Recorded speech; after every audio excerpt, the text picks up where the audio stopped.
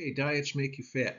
This section will give you some ideas on how to help your patients lose weight permanently. Okay, and most of natural healthcare is backed by research. Also, as you go through this, think of this as one way of doing things, not the only way to do things. And this is for practitioners, not lay people.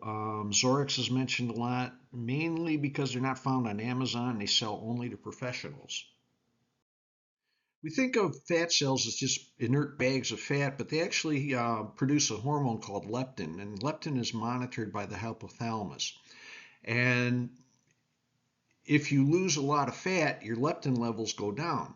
Okay, and this is interpreted as starvation by the brain.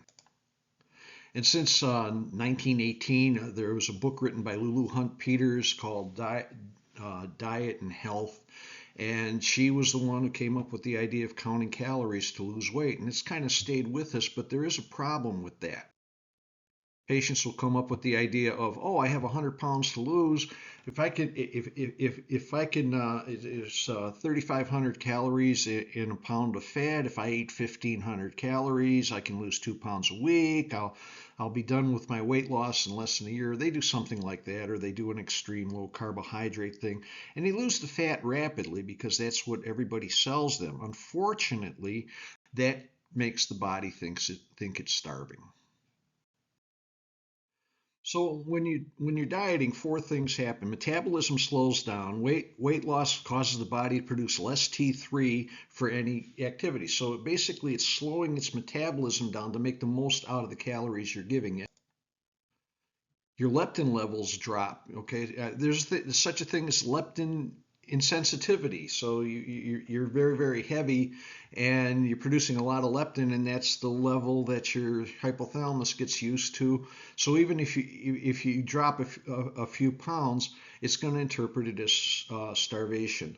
Okay, ghrelin levels, which is called the hunger hormone, they're low in obese individuals. It's thought that they're more sensitive to ghrelins, the same sort of thing, an insensitivity thing. And then you start craving high calorie and possibly processed food. And people who dieted see this pattern all the time. They go on whatever the program is. They start losing a lot of weight. They're very excited about how much weight they lose, and then as the weeks go on, they feel tired. They start getting hungry. They start noticing that the weight loss isn't happening as fast. Low calorie isn't such a great thing because the Nazis in the death camps kept very tight records, and they only fed their prisoners 800 calories a day, and found that on average, the prisoners only lost 2 pounds a week because of these mechanisms. So dieting is a stress, and they found that when they stress out rats, auditing their taxes or whatever, that they crave sugar and lard. They're equivalent to junk food.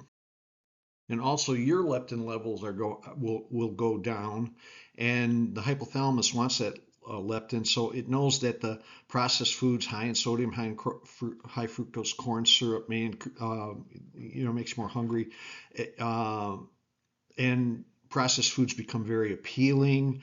So your leptin levels drop. You go and eat a McMeal. The McMeal is high in calories, but the junk food is designed making you want to eat and triggering your pleasure centers, and interestingly enough, to not let you feel satisfied with the meal. So, you diet, you lose the weight and get very excited, but then start eating badly again, and the weight comes back on. This is not about willpower. These are survival mechanisms that are hardwired into us.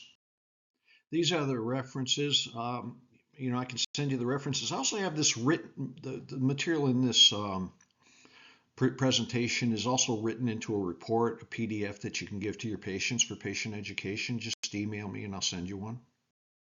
So what you eat is actually more important than how much you eat. So if dieting doesn't work, what does? Well, first of all, you want to lose the weight slowly enough so you don't trigger these survival mechanisms. When you talk to your patient, tell them it's a marathon, not a sprint.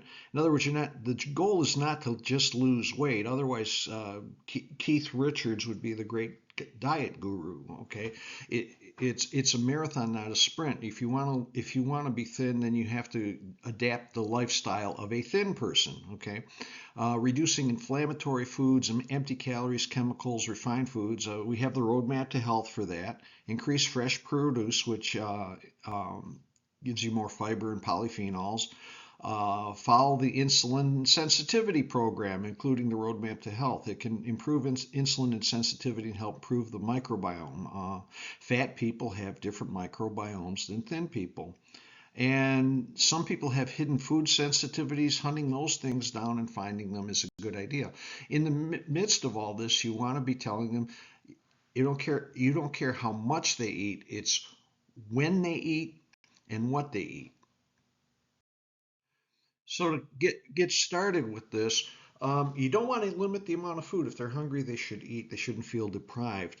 But what they eat and when they eat are more important than how much they eat. So you want them not snacking, eat only at meal times, and try intermittent fasting. At least do 12 hours. 12 hours is you have dinner at 6 and you can't eat breakfast until 6 the next morning. No eating during that time.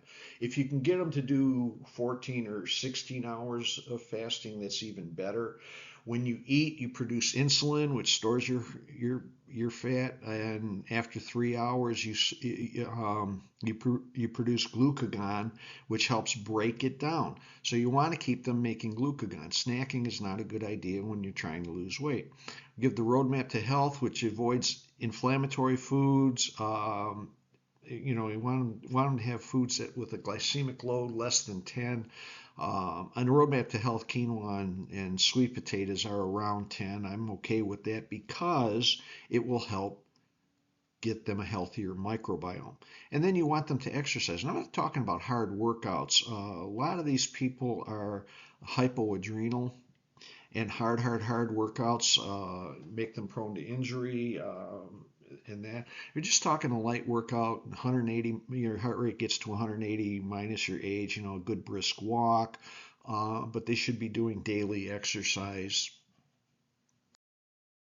And what's going to happen on this phase, they will lose a certain amount of weight, 5, 10, 15, 20 pounds, something like that, and then they'll stop. And that's okay. Plateauing isn't a bad thing because that's your body getting used to the new leptin level. And they can even stay there for a while. It's fine. Like I said, it's a marathon, it's not a sprint. In general, people who need to lose weight have insulin issues. Okay, so treat insulin and sensitivity to start. Give them the roadmap to health. Give them 2 CGF 3 times a day. Give them berberine 1 3 times a day. And like I said, no snacking, intermittent fasting, light workouts, and keep that up until they stop losing weight. So once they plateau, you want to start doing other things for them.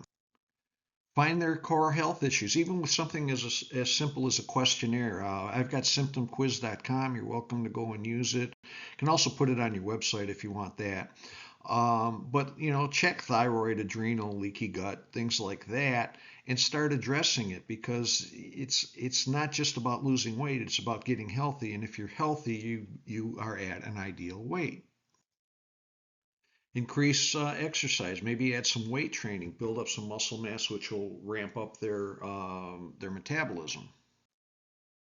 And now you can try some calorie reduction. See, we do it exactly backwards. We reduce calories and change the weight, and then ask them to go on to maintenance. And actually, what we're doing here is we're doing the maintenance first, getting them used to healthy eating, and then we'll try to lose some weight here and there.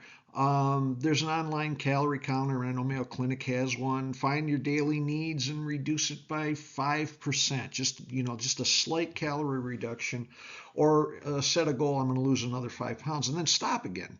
Plateauing is not a bad thing. It's your body getting used to the new weight. So it's a marathon. It's not a sprint. And I put the cinnamon trick in there because I have a patient that His wife is an actress and she's in Hollywood a lot, and this is something that's going on in Hollywood. And he came in and he'd lost 50 pounds.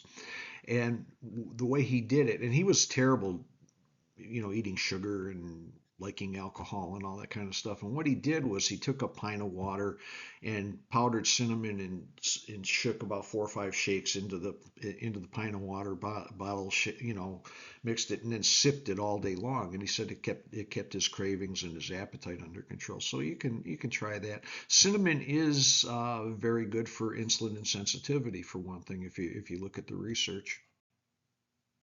And if you want patient education material for your office, I've got newsletters I can put your information on. I got the Diets Make You Fat poster, and the report. The report has pretty much everything we talked about in this video, and you could use that for patient education. Email me and I'll send you copies.